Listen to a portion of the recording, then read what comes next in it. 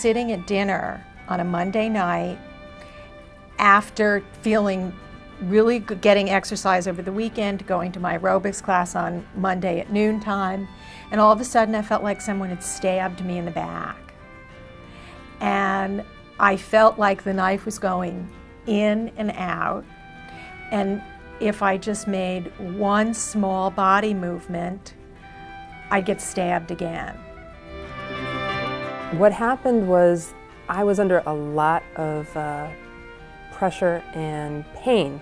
I was having excruciating pain in the shoulder blades, in the neck area, headaches. By the time I was driving home, I'd be in tears. I would wake up in the morning with neck pain. I would go to bed with neck pain. I would grab my neck in the middle of the day and start tugging on my neck. I would say to my friends, "Can you rub my neck, please, please, I'm in such pain." I went to the doctor and he recommended a spine stabilization program. And I went to physical therapy on the University Park campus.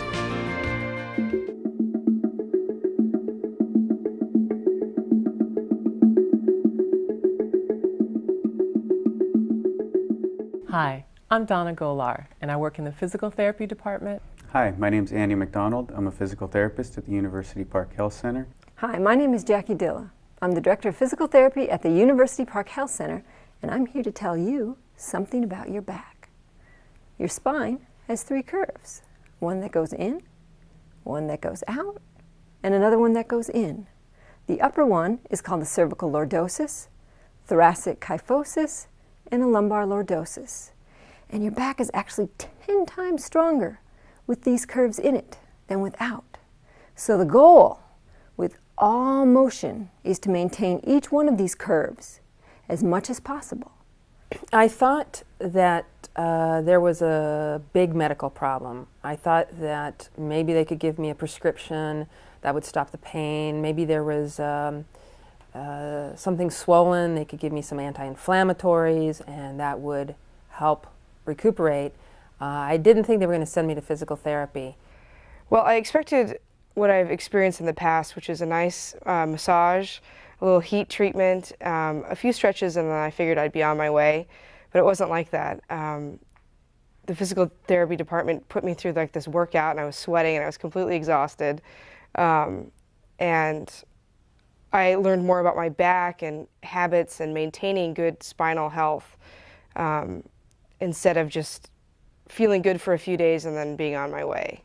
The number one causes of neck and shoulder pain and low back pain are poor posture and poor body mechanics with repetitive motion. Let's check your sitting position. Does this currently resemble you? If it does, let's make some changes. First, I want you to come away from the back of your chair. Good. Now, come up tall in your low back. Let those shoulders drop down and back, and pull your stomach in as tight as you can. See how this position maintains the normal curves in your low back? Hold that, lean forward, and scoot back in your chair. Good. I finally went to see the doctor, and I was hoping he was going to give me a pill and everything would be better, but it was years of really bad working habits, sitting at the desk incorrectly, working at the computer incorrectly, and it all started to accumulate, and it was becoming really difficult to work. By the end of the day, I was in a lot of pain. Now let's take a few minutes and evaluate your workstation setup.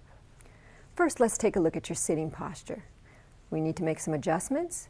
I would like you to come up tall through the low back. Remember, shoulders down and back, and most importantly, stomach in. If you need some support throughout the day to maintain this posture,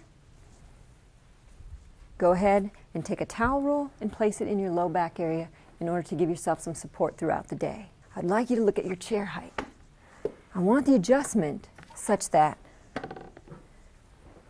your hips and your knees are equal in height, or your knees are slightly lower than your hips. If your knees are higher than your hips, it is very difficult for you to maintain this upright posture. Next, arm position. Your elbows should come at a 90-degree angle and be close into your body, such that you need to adjust your chair or your keyboard to achieve this position. Your mouse. If you're reaching out for your mouse, you're going to increase the activation in this muscle that may be causing you some neck pain. I want you to bring your mouse in close, such that again, your elbow is snug into your body. Now, when you need to reach for that all-important document, I do not recommend this. Instead, I'd like you to turn, face your target, square your hips up, reach forward to your motion, and pull. If you need to reach something that's away from you, such as the phone, a piece of paper, a pen, I want you to again, remember, stay up tall through the low back and move forward. Do not bend from the spine. Instead, stay up tall and reach. Keep that stomach tight. The most important part is the monitor. I want you to make sure that your eyes are not looking down or up. When you focus on the center of the screen, make sure that your eyes are in the middle of your screen. I've made some changes in my work area. Instead of having my computer way far out and me reaching for it, I've brought it in closer to me and kept my elbows in at my sides. I've elevated my chair so that my arm makes a 90-degree angle. And I've really tried to focus on my posture while I'm typing so that my back's carrying the weight, not my neck and my shoulders. Another common cause of low back pain is repetitive lifting using improper techniques. Improper techniques can include not bending the knees, rounding the low back, lifting with the arms, and twisting the body when placing the item on the surface. Correct technique includes getting close to the object, bending the knees, maintaining the low back curve, lifting with the legs, and turning the hips to face the surface on which the object is going to be placed.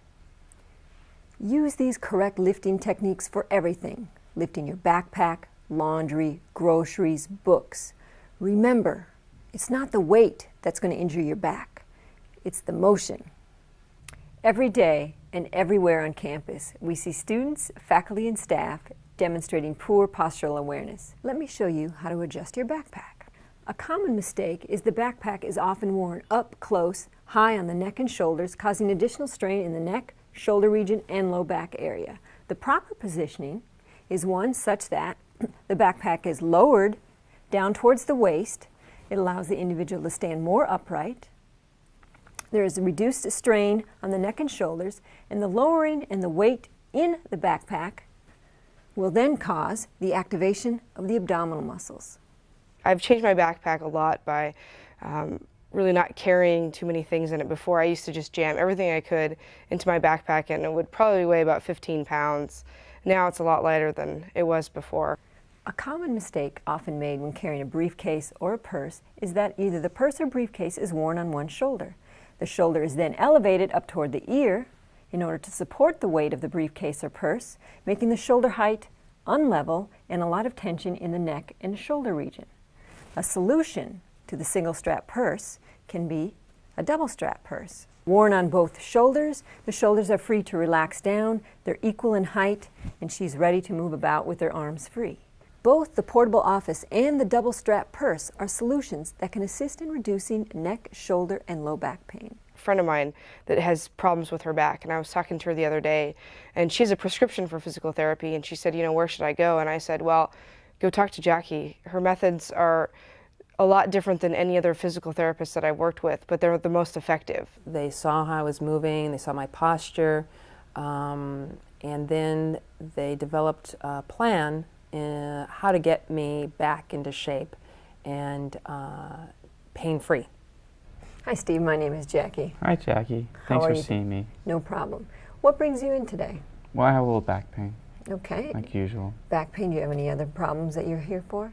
Well, neck and back. You have both neck and back pain. Okay, Yeah. all right.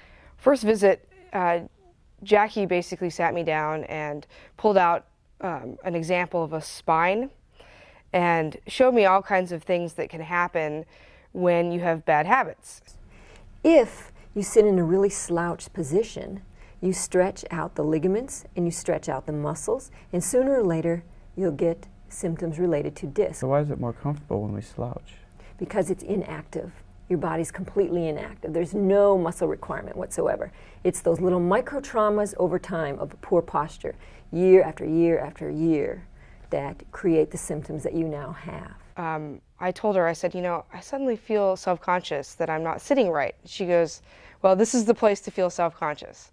So we started by sitting up. She said, I want you to always be aware of your stomach being tucked. I want you to be aware that your shoulders are back and you have good posture. I'm going to push down through your shoulders, okay? And I just want you to notice how that feels on your spine. It's kind of tight. Okay, now come up tall, right there. Now let me push down. What does that feel like? It's a lot stronger. Stronger? Yeah. Any pain when I push down? No. Okay, good. This is a position we want you to try and stay. I want you to stay up tall through your low back. Let your shoulders relax down and back. Okay, bring them down and back. There you go, there you go. In this position, the muscles associated with your neck and your neck pain are in more of a relaxed position instead of being forward where they're on so much tension, okay? So you really want to practice shoulders down and back, stay up tall. Now, the most important thing, I want you to think belly button to your spine. Belly in. All the time. When you sleep, you don't have to. But when you walk, you get out of the car, you go up the stairs, pull open a door, every time I want you to think stomach in. Okay. Now until you die. That's how long. What if I can't breathe? Okay? Now, this muscle is actually quite different from the muscle you breathe with. So I want you to practice, just pull in low, not so much that you're holding your breath, not with your chest, but just pull in here. Good, just like that. Activate it. When you're in the car, I want you to go in, out with your stomach. Now this muscle actually goes around and it attaches to your spine. It actually attaches to your back. Unlike the muscle that goes from here, from your sternum down to your pubic bone, it does not attach to your spine. And the muscle that comes straight down the front that everybody does with crunches, that does not help stabilize your back. Okay? So stay up tall, stomach in, relax your shoulders down and back. Now, this is the posture I would like you in all the time. Unfortunately, I don't think you'll be able to maintain that. Try. Maybe 6 months from now you will. Until then, I want you to get a towel, roll it up. When you get in the car, when you sit for a long time editing, whatever you do when you spend a lot of time sitting, I want you to place it in your low back area. Okay? Now it's going to serve two purposes. When you get tired and you slouch down, it's going to remind you, oh, I need to be up here. And also when you slouch down, it's going to prevent you from slouching all the way. Okay? So it's going to reduce some of the stress on your back. Shoulders down and back.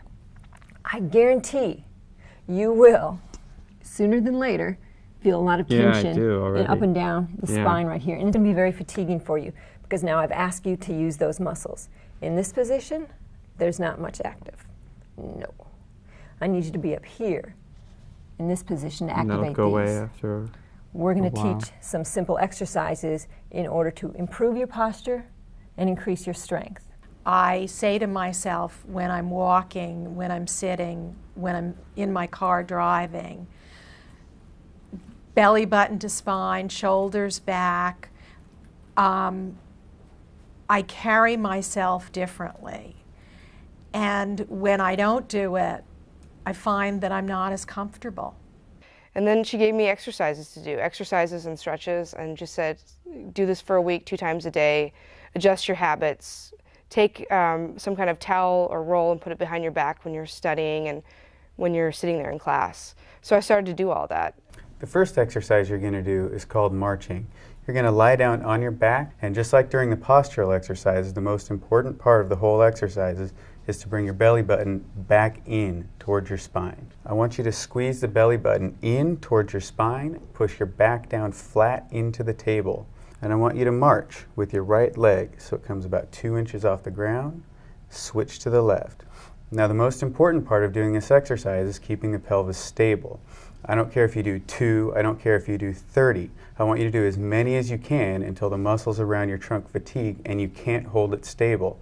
And you'll know because your hands are on the bones of your hips, and as soon as you start to feel movement there, that's when you need to stop. I want you to spend 4 to 5 minutes a day working on exercises to help stay strong in the trunk.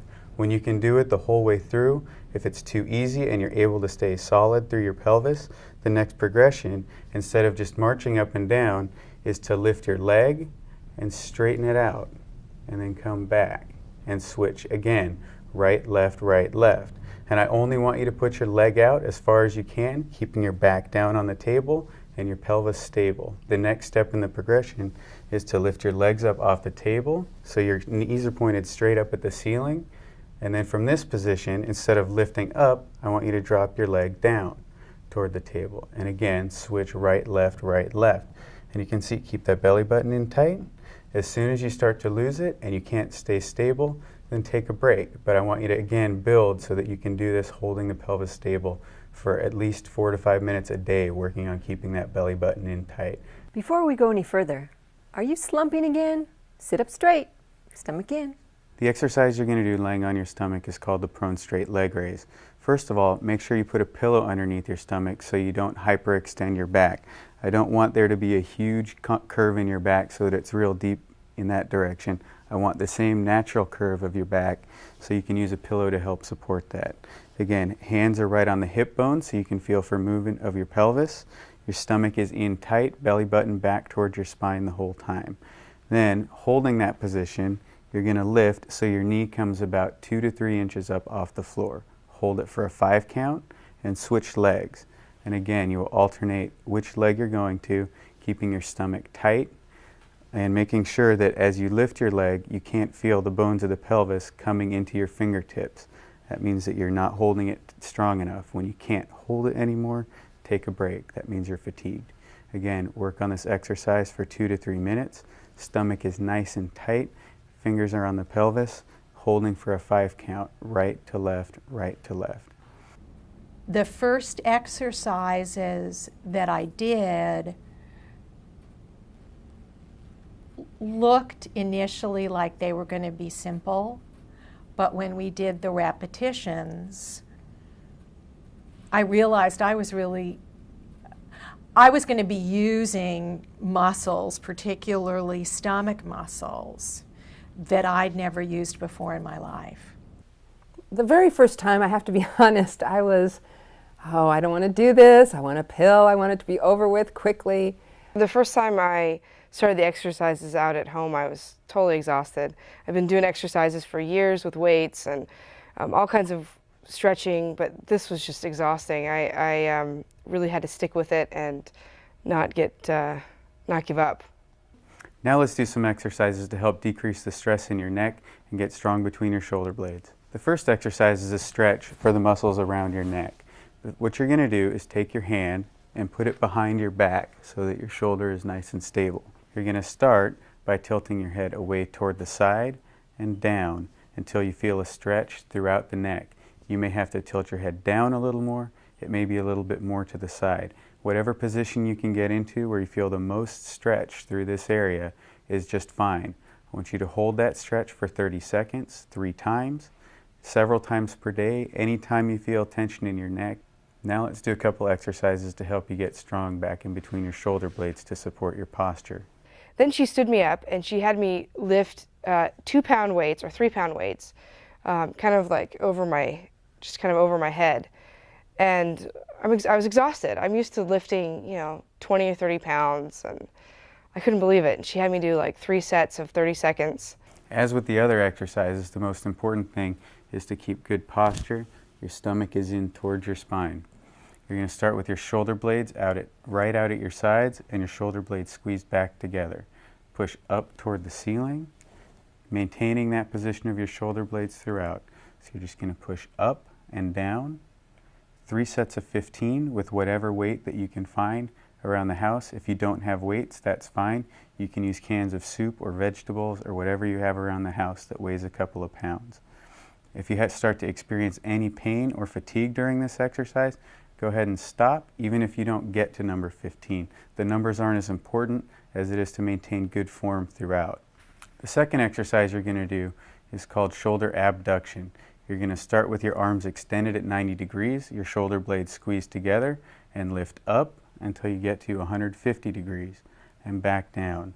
And don't drop down below 90 degrees.